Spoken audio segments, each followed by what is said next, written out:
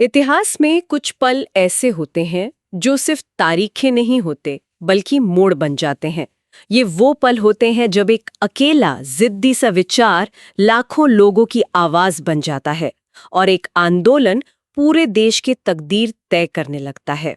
आज हम भारतीय स्वतंत्रता संग्राम के ऐसे ही दो अहम पड़ावों की गहरी पड़ताल कर रहे हैं। गांधीवादी युग के दो मील के पत्थर, 1917 का चंपारण सत्याग्रह और ठीक 25 साल बाद 1942 का भारत छोड़ो आंदोलन। हमारे पास कुछ प्रतियोगी परीक्षाओं के प्रश्न पत्र है, कुछ ऐतिहासिक सारांश और विश्लेषण भी है। हमारा मकसद सिर्फ ये जानना नहीं है कि क्या हुआ, बल्कि ये समझना है कि कैसे एक स्थानीय अन्याय के खिलाफ हुआ विरोध 25 सालों में अंग्रेजी हुकूमत के लिए भारत छोड़ो के अल्टीमेटम में बदल गया। चलिए इसको खोलकर देखते हैं। तो कहानी शुरू होती है 1917 में। महात्मा गांधी दक्षिण अफ्रीका से भारत वापस आ चुके हैं, लेकिन राष्ट्रीय मंच पर वो अभी एक तरह से बाहरी व्यक्ति हैं। उनकी पहली बड़ी राजनीतिक कार्रवाई बिहार के एक छोटे से जिले चंपारण से शुरू हुई। सवाल ये है कि आखिर चंपारण ही क्यों? दिल्ली, बॉम्बे या कलकत्ता क्यों नहीं? यही तो सबसे दिलचस्प बात है। देखिए, चंपारण की समस्या तिनकठिया प्रणाली से जुड़ी थी। ये एक ऐसी शोषणकारी व्यवस्था थी जिसमें अंग्रेज बागान मालिक वो स्थानीय किसानों को उनकी जमीन के सबसे उपजाऊ मतलब 3/20 हिस्से पर नील की खेती करने के लिए मजबूर करते थे। अच्छा। और सिर्फ इतना ही नहीं, उन्हें अपनी फसल पहले से तय और बहुत ही कम कीमतों पर उन्हीं बागान मालिकों को बेचनी पड़ती थी। ये तो साफ साफ आर्थिक शोषण लग रहा है। लेकिन क्या ये सिर्फ पैसे की बात थी? हमारे दस्तावेजों में कहीं इस बात का जिक्र है कि नील की खेती जमीन को बंजर भी कर देती थी। मतलब ये एक तरह का पर्यावरणीय और आर्थिक चक्रव्यूह था। बिल्कुल सही पकड़ा आपने। ये एक दुष्चक्र था। किसान अपनी जमीन पर अपनी मर्जी की खाने की फसल नहीं उगा सकते थे। जो उगाते थे उसकी सही कीमत नहीं मिलती थी और धीरे धीरे उनकी जमीन भी खराब हो रही थी। और यहीं पर गांधी जी के सत्याग्रह का सिद्धांत पहली बार भारत में कह सकते हैं बड़े पैमाने पर आजमाया गया। सत्याग्रह यानी बिना चोट पहुंचाए सत्य और न्याय के लिए डटे रहना।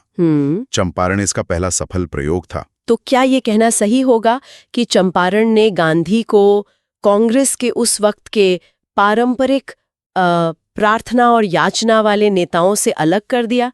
क्या इसी आंदोलन ने उन्हें सिर्फ शहरों के पढ़े लिखे तबके से निकालकर आम जनता मतलब किसानों का नेता बना दिया? निश्चित रूप से ये एक बहुत बड़ा मोड़ था।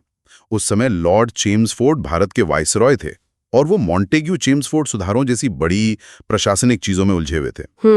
उनके लिए चंपारण एक स्थानीय कानून व्यवस्था की समस्या थी जिसे जिला अधिकारी देख लेंगे। वो समझ ही नहीं पाए कि गांधी से एक राष्ट्रीय नैतिक लड़ाई बना रहे थे। और शायद यही अंग्रेजों से पहली बड़ी चूक हुई। मुझे जो बात सबसे ज्यादा हैरान करती है वो है राजकुमार शुक्ल का किरदार। हम इतिहास में बड़े बड़े नेताओं के नाम पढ़ते हैं, लेकिन यहाँ तो कहानी की शुरुआत एक आम लेकिन जिद्दी किसान ने की। उसने गांधी जी का महीनों तक पीछा किया, उन्हें चंपारण आने के लिए मनाया। ये तो पूरी महान व्यक्ति ही इतिहास बनाता है वाली थ्योरी को चुनौती देता है। बिल्कुल, ये इस आंदोलन के जमीनी जुड़ाव को दिखाता है।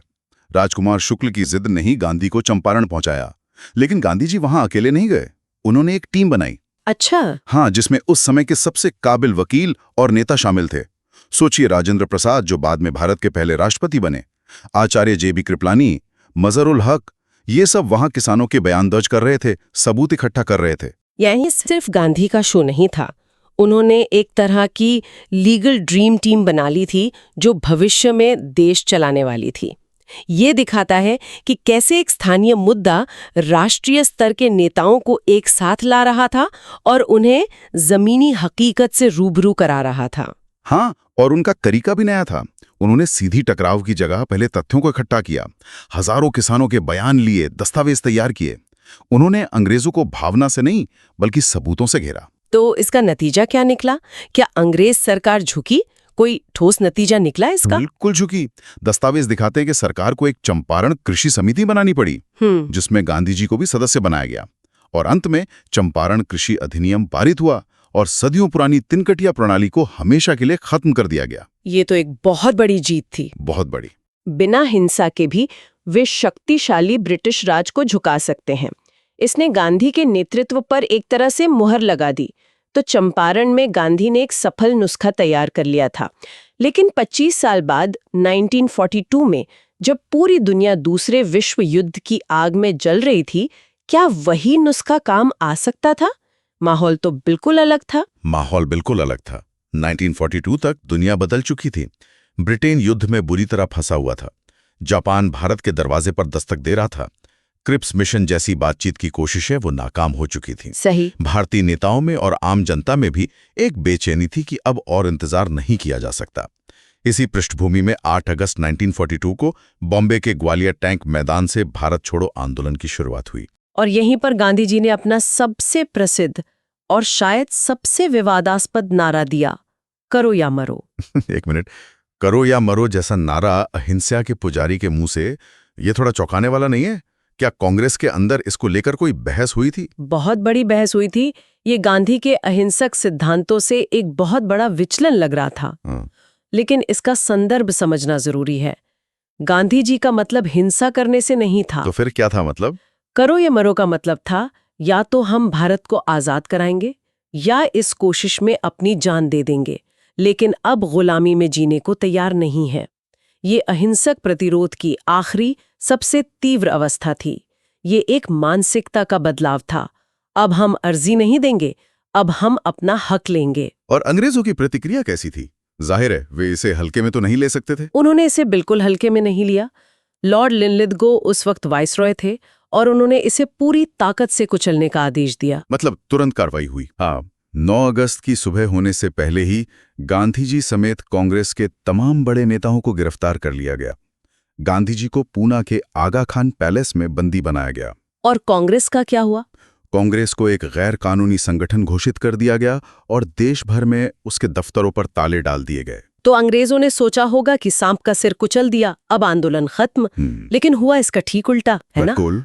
और यही इस आंदोलन की सबसे अनोखी और शक्तिशाली बात सामने आती है। ये आंदोलन एक तरह से नेतृत्वहीन हो गया, पर खत्म होने की बजाय ये एक स्वतः स्फूर्त जन संघर्ष बन गया।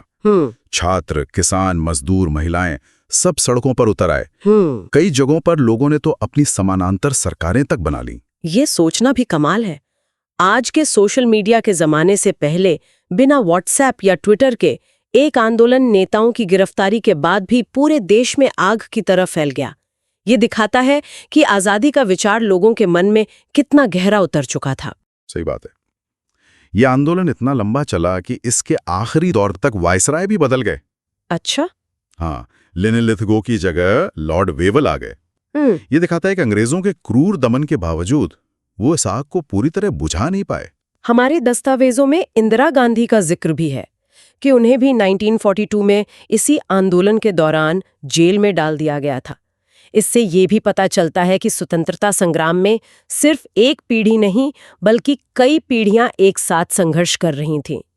तो अगर हम इन दोनों आंदोलनों को एक साथ रखकर देखें तो एक तस्वीर उभरती है।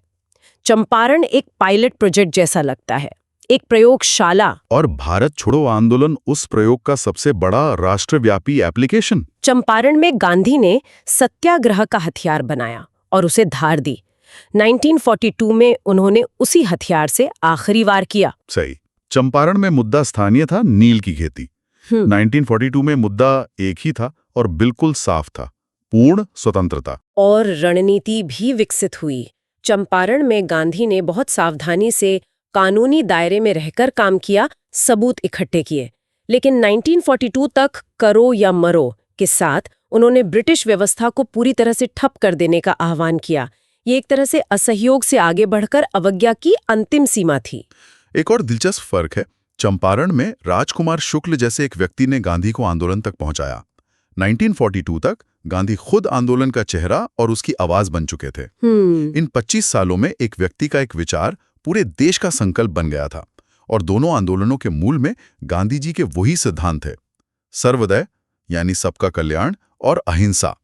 ये सिर्फ दार्शनिक विचार नहीं थे, ये लाखों लोगों को संगठित करने वाले रणनीतिक उपकरण थे। तो आज की इस चर्चा से हमने देखा कि कैसे चंपारण गांधी की रणनीति का एक सफल परीक्षण था और भारत छोड़ो आंदोलन स्वतंत्रता के लिए अंतिम और निर्णायक आह्वान।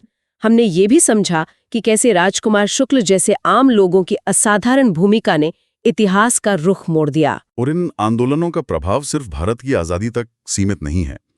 इन्होंने नागरिक अवज्ञा और जन आंदोलन के लिए एक नया मॉडल तैयार किया। अच्छा। चंपारण से लेकर भारत छोड़ो तक इस सफर ने दुनिया भर के कई आंदोलनों को प्रेरित किया, चाहे वो अमेरिका में मार्टिन लूथर किंग जूनियर का नागरिक अधिकार आंदोलन हो या दक्षिण अफ्रीका में नेल्सन मंडेला का रंगभेद के खिलाफ संघर्ष। जाते जाते एक विचार, हमारे स्रोत गांधी जी के करुणा और अहिंसा के मूल सिद्धांतों पर प्रकाश डालते हैं। आज जब हम दुनिया में अलग अलग तरह के विरोध प्रदर्शन और संघर्ष देखते हैं तो सोचने वाली बात है, क्या गांधी की वो रणनीति एक स्थानीय ठोस मुद्दे को एक बड़ी नैतिक लड़ाई बनाना और फिर उसे एक जन आंदोलन में बदलना आज भी उतनी ही प्रासंगिक है, या आज के डिजिटल और ज्यादा ध्रुवीकृत युग में संघर्ष के नियम पूरी तरह बदल गए हैं?